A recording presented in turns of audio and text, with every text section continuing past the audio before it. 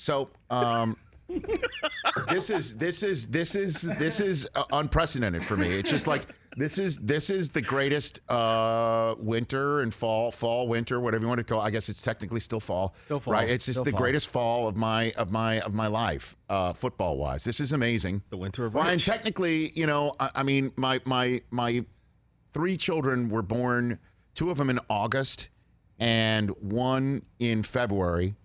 So, and I was married in June. So this is the greatest fall of my life. I mean, I cannot imagine a better fall ever. I mean, I got the call from ESPN in a winter of 96, and I moved to LA and got the call from NFL Network in the summer of freshman year of college or 2003. something? I don't know. This is it. This is the greatest fall of my life, and it just keeps getting better and better and better and better. Isn't this technically winter? And I wrote tons of checks last week.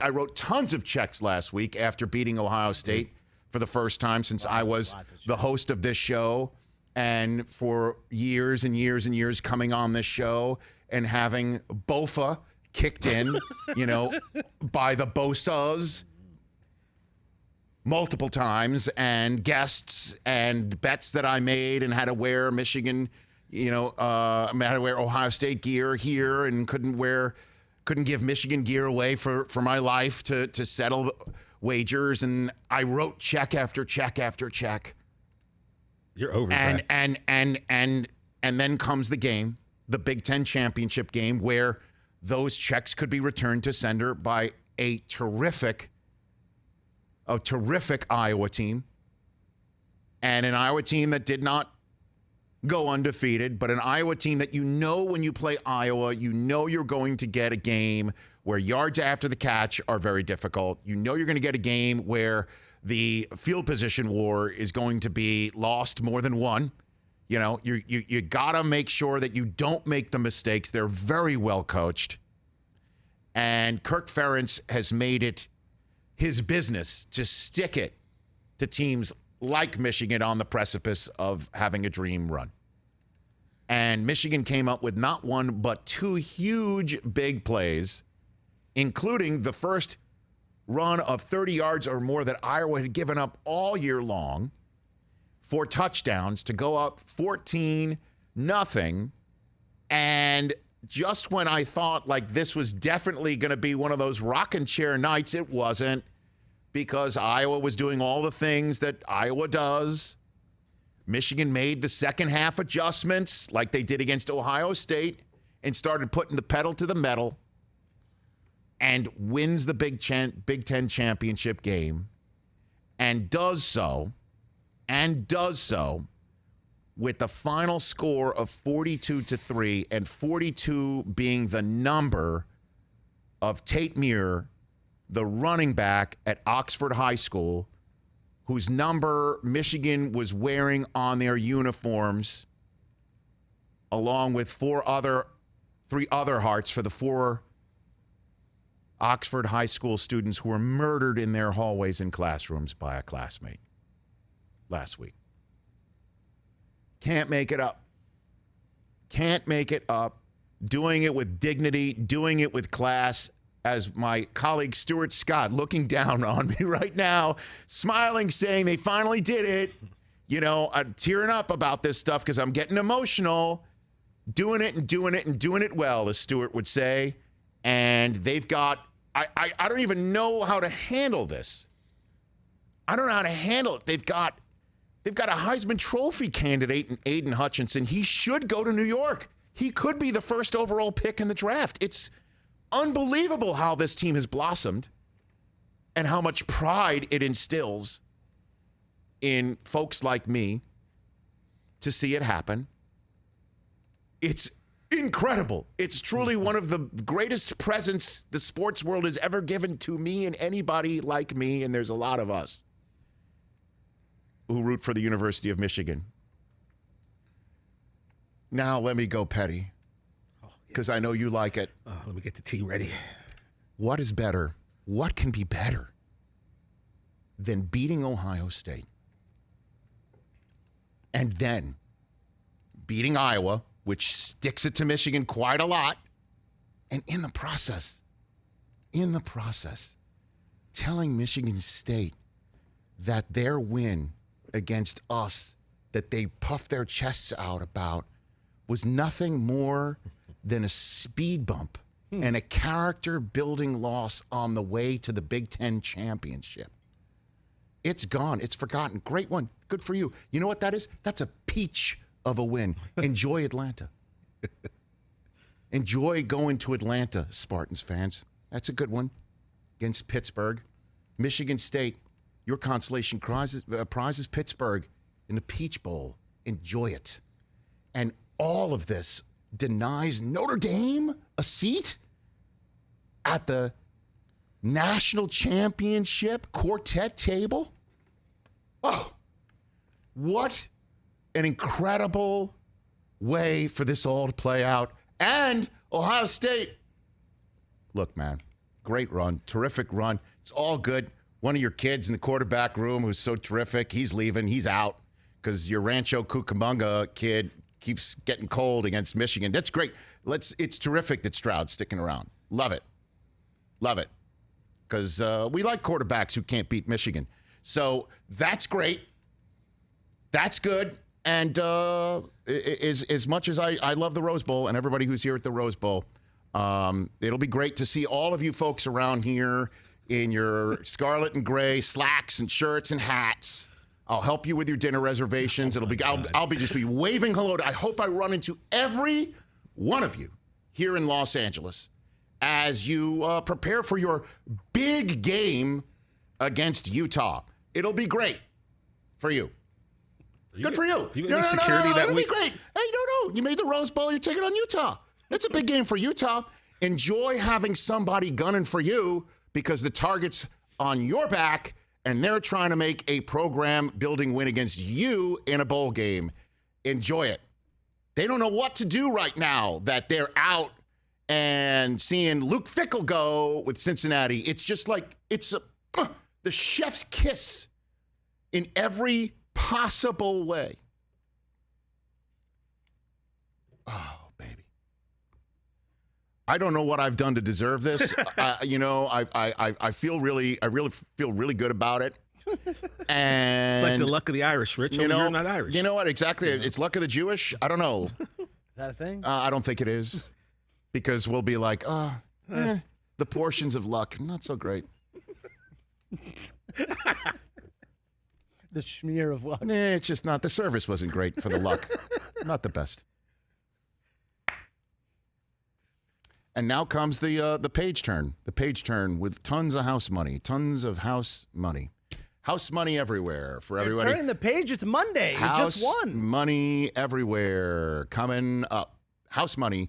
And it's only fitting, even though personally I feel the committee should take a look at a conference winner that has not lost a game, and they should be above somebody that is second place in their conference, regardless of which conference it is. But it does just mean more, the SEC does, and there's a southeastern bias in college football. And I guess they don't want to rematch Georgia and Alabama if they don't have to, even though I proffer to say folks like Sarah, Tiana, and everybody else who roots for Georgia, that includes you, Chris, would definitely have stopped their New Year's Eve stuff to watch Alabama and Georgia. And many people would have absolutely done that.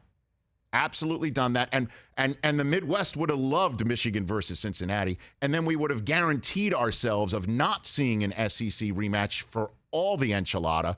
But we'll discuss that. We can discuss that. But Michigan will earn it if they win it, having to go through the runner-up of the SEC and presumably the winner of the SEC. I guess if you're going to win a championship, you're running a gauntlet of the toughest conference in football because, again, Vanderbilt,